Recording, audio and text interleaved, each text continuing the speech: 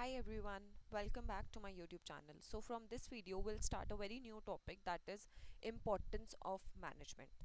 So इसमें हमें 5 points करने अच्छे से cover. So I'll explain all of them to you in detail in this video only. So the first point is it creates a dynamic organization. So सबसे पहले आप dynamic का मतलब समझ लो. Dynamic का मतलब होता है adapting itself to the changing environment. Now कोई भी environment है वो static नहीं रहता. Static का मतलब वो same नहीं रहता throughout. It keeps on changing. अब आप fashion trend भी देख लो. कभी कोई ट्रेंड आता है. पिछले पुराने ज़माने में बेल बॉटम जीन्स चलती थी. आज रिप जीन्स चलती हैं. There are a lot of changes in the business environment की मैंने आपको फैशन इंडस्ट्री का एग्जांपल दिया. इन द सेम वे अगर मैं आपको एक और एग्जांपल दूँ तो कोविड 19 जब आया था कितना एनवायरनमेंट में चेंज आया था. But in the same way Covid 19 में बहुत सारी ऑर्गेनाइजेशंस थी जो डूब गई. लेकिन there were a lot of organizations जो ग्रो भी हुई बहुत ज़्यादा और जिन्होंने बहुत ज़्यादा प्रॉफिट भी कमाया. Why? Because they were able to adapt themselves to the changing environment. ठीक है. So that is why it is said that management अगर अच्छी होगी तो वो अपने आप को चेंजिंग एनवायरनमेंट में डायनेमिक इन्वायरमेंट में अडेप्ट कर लेगी अच्छे से. एंड अगर वो अपने आप को किसी भी इन्वायरमेंट में अडेप्ट कर लेगी that will help in its survival, it's growth, it's profitability, everything. So I hope the very first point that is it creates a dynamic organization is clear to you. Now the second point is that it helps in the development of the society. अब अगर मैं आपसे पूछूं management कहाँ exist करता है, your answer will be society. Second question, management जो है अपनी रिसोर्सेज कहाँ से लेता है, your answer will be society. Third, management जहाँ से भी एम्प्लॉयमेंट, जिन भी लोगों को एम्प्लॉयमेंट अपॉर्चुनिटीज़ देता है वो उसको कहाँ से मिलते हैं, सोसाइटी.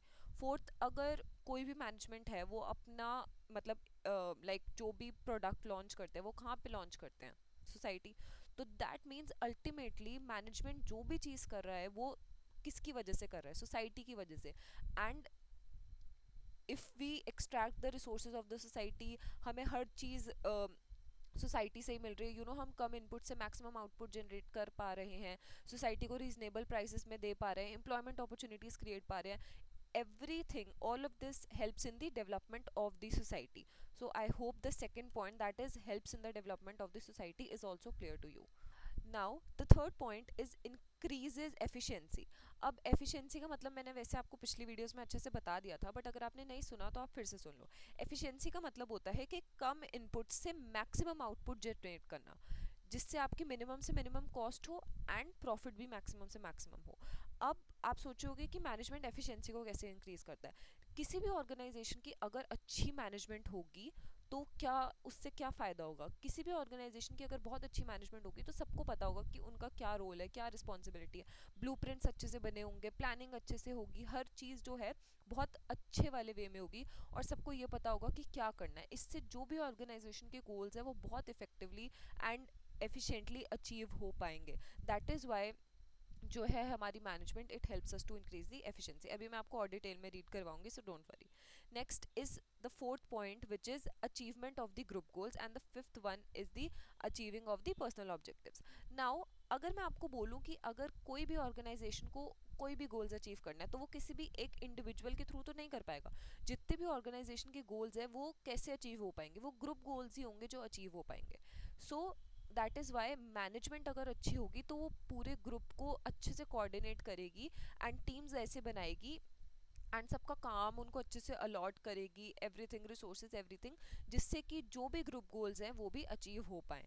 एंड अब कोई भी अगर मैं पर्सनल ऑब्जेक्टिव्स की बात करूँ तो कोई भी अगर एम्प्लॉय आपकी ऑर्गेनाइजेशन में काम करने के लिए आता है तो वो किसी तो ऑब्जेक्टिव से आएगा ना.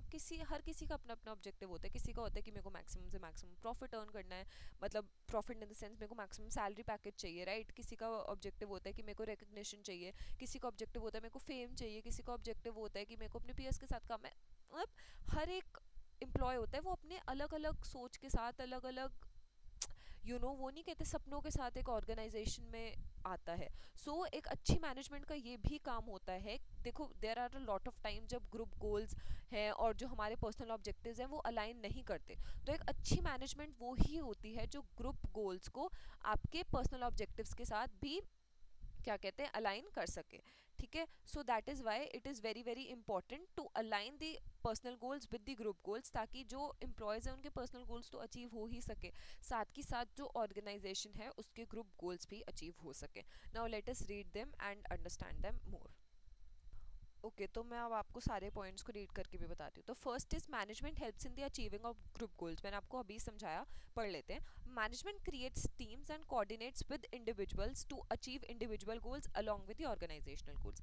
कि मैनेजमेंट इस तरीके से टीम्स क्रिएट करती है या फिर इस तरीके से इंडिविजुअल्स के साथ कोऑर्डिनेट करती है ताकि इंडिविजुअल गोल्स तो अचीव हो ही सके, एंड साथ ही साथ इंडिविजुअल गोल्स भी इस तरीके से अलाइन हो ताकि एम्प्लॉयज मोटिवेटेड रहें और ऑर्गेनाइजेशन के गोल्स भी अचीव हो सके। Now, the next is it increases efficiency. Now, management increases efficiency by using resources in the best possible manner to reduce costs and increase productivity. Efficiency का मतलब आप सबको पता ही है कि आपको कम से कम इनपुट लेके मैक्सिमम से मैक्सिमम आउटपुट जनरेट करना है ताकि आपकी कॉस्ट भी कम हो और प्रोडक्टिविटी भी इंक्रीज हो। The third is it creates a dynamic organization. Management helps the employees overcome the resistance to change and adapt as per the changing situation to ensure its survival growth in the competitive edge. अब देखो, बहुत employees ऐसे होते हैं जो ना fixed रहते हैं कि मैं तो ऐसे ही काम करूंगा, ये मेरा यही वे है करने का। लेकिन जैसे अगर आप देखोगे आजकल टेक्नोलॉजिकल एडवांसमेंट भी इतनी हो रही है, जो ओल्ड लोग होते हैं वो बहुत रेजिस्ट करते हैं स्टेज को कि नहीं, हमें ये टेक्नोलॉजी नहीं सीखनी, हमारे लिए ये ठीक नहीं है या कुछ।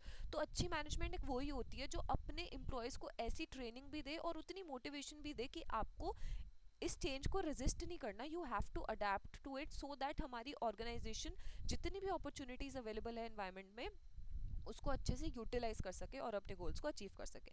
Next is the achievement of the personal objectives through motivation and leadership. Management helps the individuals in the achieving of personal goals while working towards the organization objectives. मैं आपको पहले भी बता चुकी हूँ कि हर एक एम्प्लॉय अपने अपने किसी पर्सनल ऑब्जेक्टिव से किसी भी ऑर्गेनाइजेशन में आता है।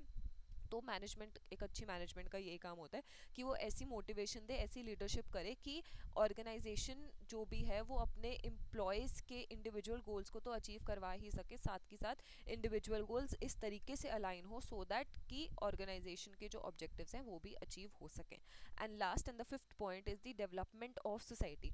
Management helps in the development of society by producing good quality products, creating employment opportunities and adapting to new technologies. जैसा कि मैंने आपको ऊपर भी बताया था कि जो भी मैनेजमेंट है वो अपने सारी चीज़ें सोसाइटी के अंदर करती है, एम्प्लॉयमेंट अपॉर्चुनिटी सोसाइटी के उस मतलब सोसाइटी को देती है, राइट, गुड क्वालिटी प्रोडक्ट्स भी सोसाइटी को देती है। सो इससे अल्टीमेटली क्या होता है, सोसाइटी का बेनिफिट होता है। I hope all the 5 points are clear.